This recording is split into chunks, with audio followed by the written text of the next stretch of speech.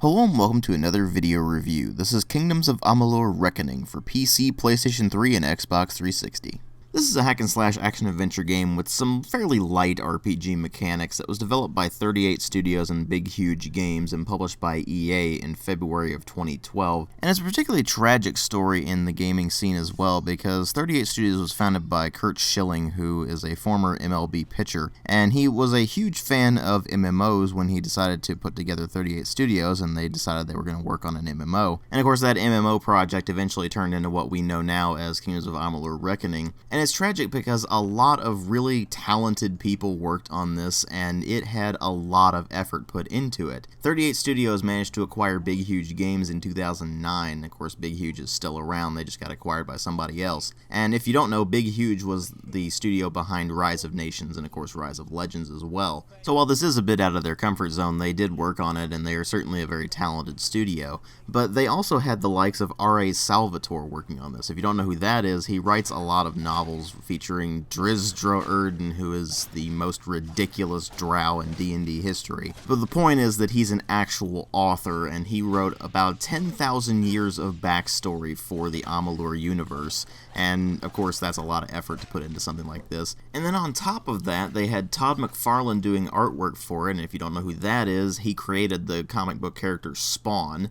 And then they had Mark Nelson and Ken Rolston doing design work for the game, Mark Nelson being the project director, and both of them are known for working on the Elder Scrolls, with Ken Rolston being the lead designer on Morrowind. So they had one hell of a team working on this thing. And when it released in 2012, it did get some pretty good reviews across the board. People seemed to like it quite a bit. I mean, nobody was saying it was amazing, but it was generally well liked. Of course, it was subject to some EA meddling, which people really didn't like, so it ended up with an online pass that had a bunch of single-player quests, and it also included an armor set that is basically modeled after Shepard's armor from Mass Effect 3. But that really wasn't enough to keep people away, and I'm not entirely sure why this didn't sell all that well. It's just that it didn't sell well enough to actually break even. It needed to sell over 3 million copies at full price to actually break even, and that just didn't happen. So 38 Studios ended up closing down. Of course, Big Huge Games got released from them and ended up going independent for a bit. And Kingdoms of Amalur ended up in a fairly weird state where I'm pretty sure the state of Rhode Island actually owns the copyright to it instead of it going to any sort of private entity. And yet, after all of this weirdness, the game is still readily available. You can still, of course, get physical copies for the consoles, and you can buy it on Steam and Origin for PC, so it's kind of odd that it went through what was basically legal hell and yet still remains available for purchase.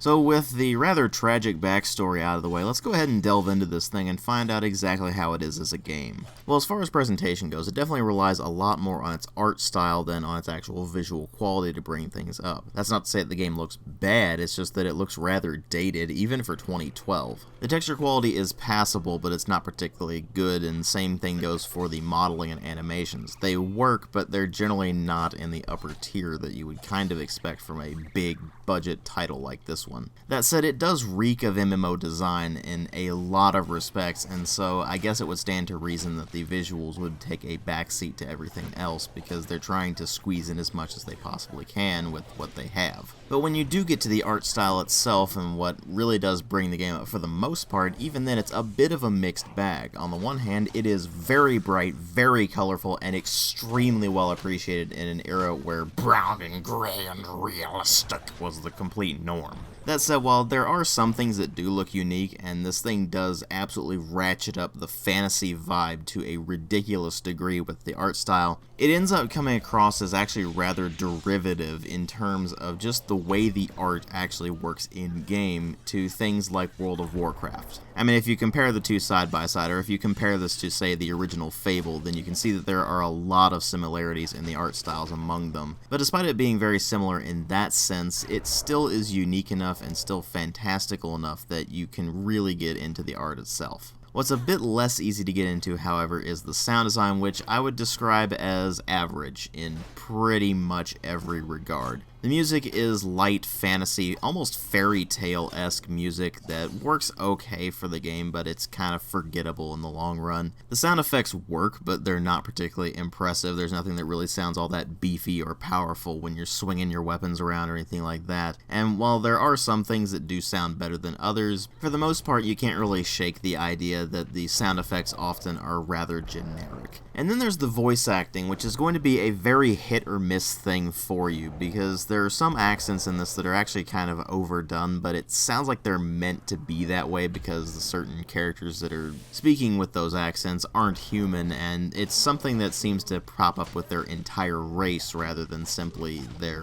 one individual character. But it was Hallam the White who championed its creation and who crafted the Fae cairns.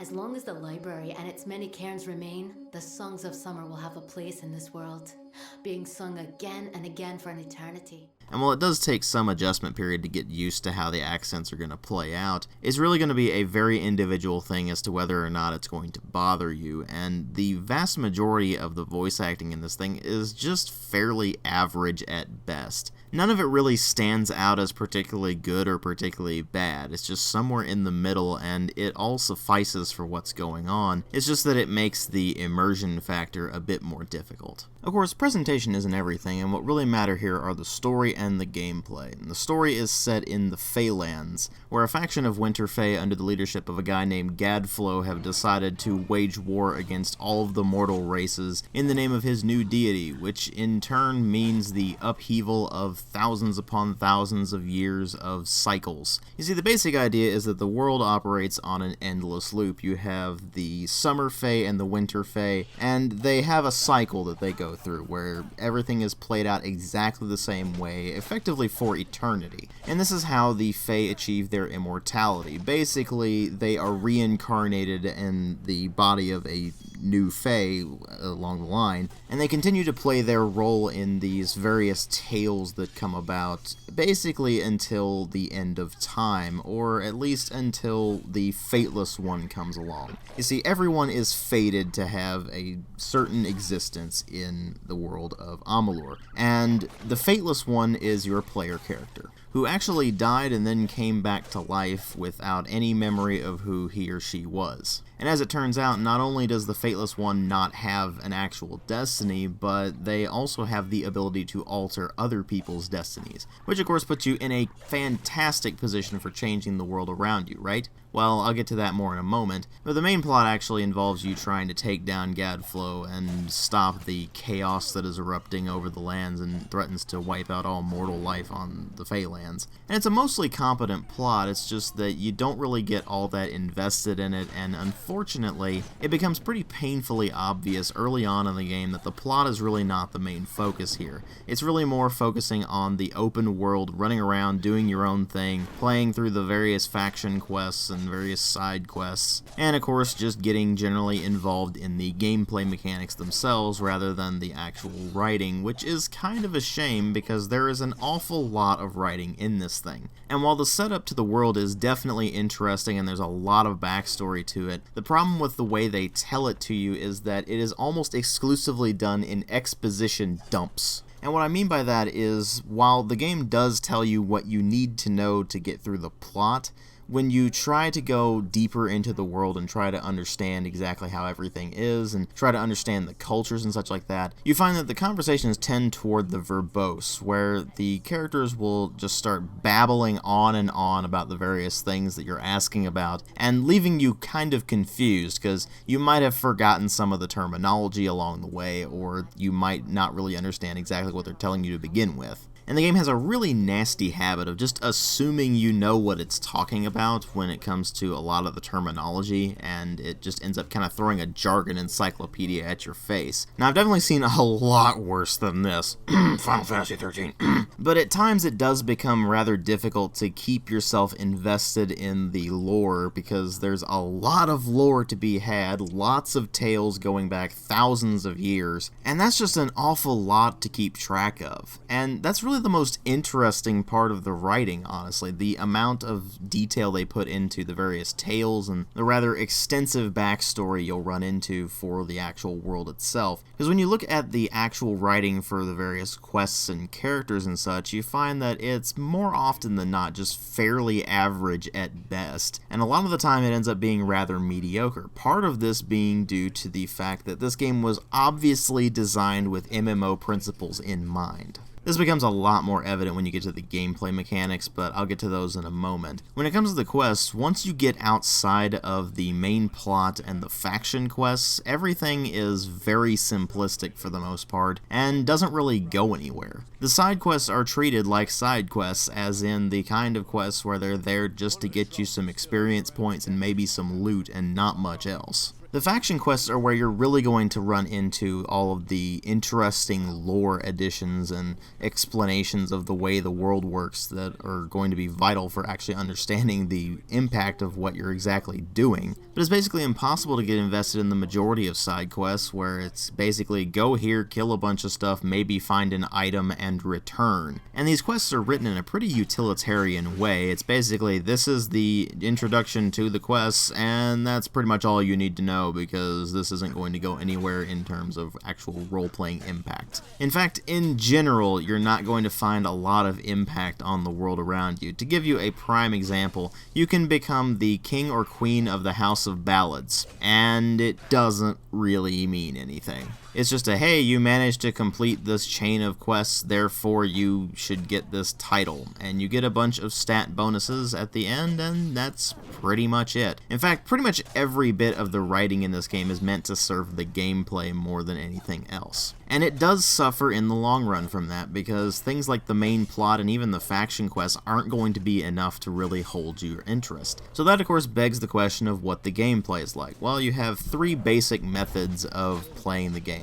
You have Might, where you're just running around smacking stuff around with big swords or hammers or whatever it may well be. You get the Sorcery, which is pretty self-explanatory. You just cast a bunch of spells, you use magical weapons, that sort of thing. And then there is the Finesse, where you're using things like bows and daggers and just generally being stealthy and underhanded. And unlike in a lot of games, this one actually allows you to use basically any combination of the three that you want. If you want to go pure Might, Sorcery, or Finesse, go right ahead. If you want to go for Finesse and Might, then go ahead. You want to go a mixture of the other two, go right ahead. Or if you want to do the way I did and play all three at the same time, you can certainly do all of that too. In fact, it outright encourages you to mess around with it as much as possible and find a playstyle that really suits you, because that's what this game's all about. You're not locked into one specific role, and even if you think you screwed something up along the line, you can go to a Fate Weaver and say, hey, I would like to respec, and that will basically allow you to completely respec the way you want to. This thing doesn't really have a class system so much as it has something called a destiny system, where you have these various destinies that give you a bunch of bonuses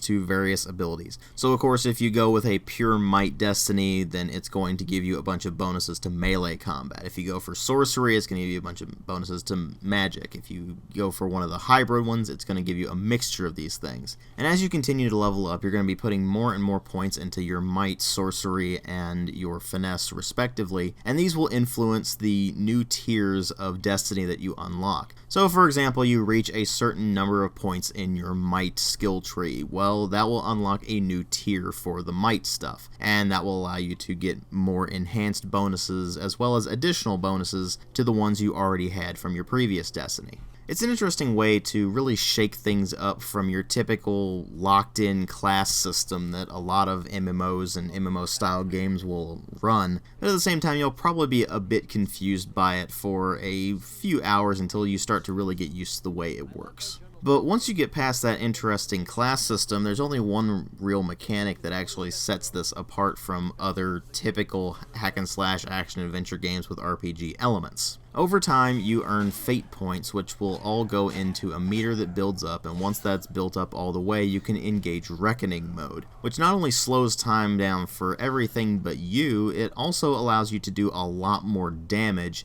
and as you do damage to things, you'll eventually get them to the point where they normally would die, except that they're just sitting there, and you'll see the use key, or whatever the appropriate button is, pop up over them. And as you continue to take down enemies, they will continue to hit that position, and when you decide you have had enough of this, or you run out of enemies or something like that, you can run up to one of those enemies, you can hit the use key or the use button, whatever it may well be, and you will enter a quick time event, which will allow you to just hammer a certain button. So say, for example, it tells you to hammer the spacebar. If you hammer the spacebar, a meter will fill up and gradually give you more XP. So if the thing fills up, I believe it gives you plus 200% XP for those various kills that you earned. And on paper, this sounds like the kind of thing where you would want to save it for when you really need it against a particularly tough group of enemies, except that you don't really need it because this game is actually kind of painfully easy. While you do see me getting smacked around quite a lot in this video, I have a ridiculous number of healing potions, most of which I crafted myself, and thus got them for effectively free. But even apart from that, it's just incredibly easy to stun lock enemies and prevent them from really doing all that much damage to you. And of course you can also roll around a lot to avoid attacks,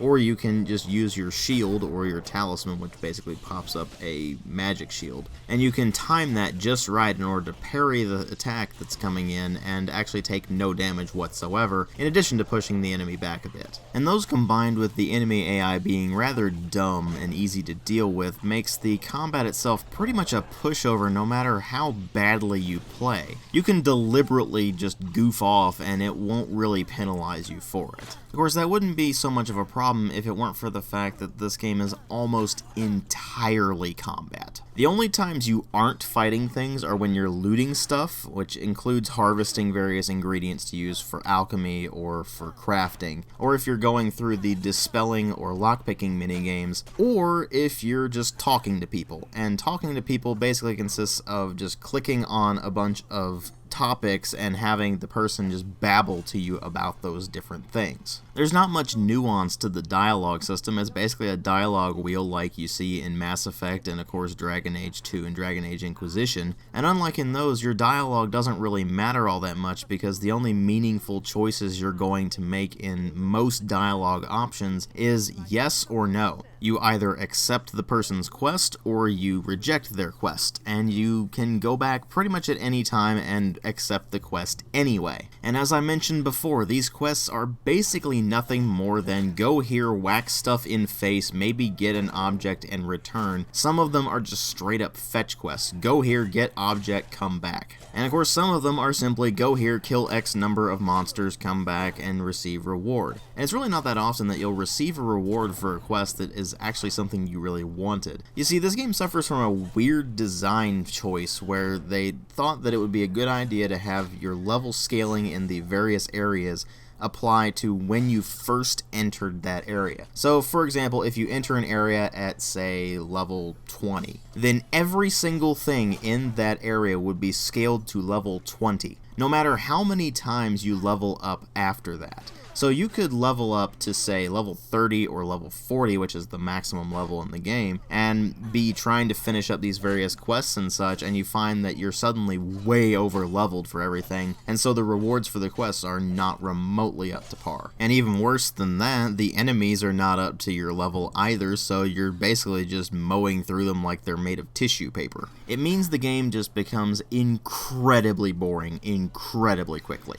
Which is a real shame because there are interesting things there, it's just that the gameplay is so incredibly tedious when you get down to it that the game just ends up dragging on and on and on. Sure, it has a pretty good number of side quests, but the vast majority of those side quests are the kind of thing you would find in a generic MMO just to fill space and give you XP and gold. Which brings me back to that idea of this thing basically being styled as an MMO. It basically takes an interesting class system and throws that into what would basically become a generic MMO style hack and slash single player game. and it's just not a mix that really works. Which is a real shame because you can tell there was an awful lot of effort put into this thing. There is a ton of lore, there are plenty of side quests, the environments themselves are generally very detailed. In all my time playing it, I didn't run into really any of the bugs and glitches that people complained about on launch, so either they sorted those out or I just got lucky with it. But that just doesn't save it from the core gameplay loop being so incredibly boring. And thus it becomes fairly easy to see why this thing wasn't much of a success. I mean, it's not an outright bad game, but in some ways that's actually kind of worse, because it just ends up being a competent game that happens to be really boring. Of course, this does mean that some of you might be able to get something out of it, and if this looks like something you might actually want to play, I would recommend trying the demo first. Just keep in mind that the demo itself is actually extremely unpolished and not quite representative of the full game. It just gives you a general idea of how it would play out. But otherwise, I would recommend waiting until it goes on sale for really cheap, because whether or not you're going to be able to enjoy this is going to depend entirely on how much you can put up with how ridiculously repetitive and tedious it becomes. I ultimately give it a 2 out of 5. Thanks for watching.